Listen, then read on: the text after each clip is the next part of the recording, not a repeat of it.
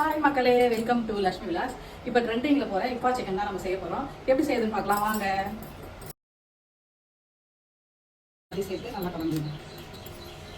மசாலாவை நல்லா பரட்டி எல்லா பக்கமும் படுற மாதிரி பரட்டி ஒரு அரை மணி நேரம் ஊற வச்சுக்கலாம். நடுவில் இப்படி கோடு போட்டு டபான் பண்ணி கடாய் வச்சு கடாய் சூடானோடனே பட்டர் சேர்த்துக்கலாம். எல்லாம் மசாலாவில் ஊற வச்ச சிக்கன் இது ஊற சேர்த்துக்கலாம்.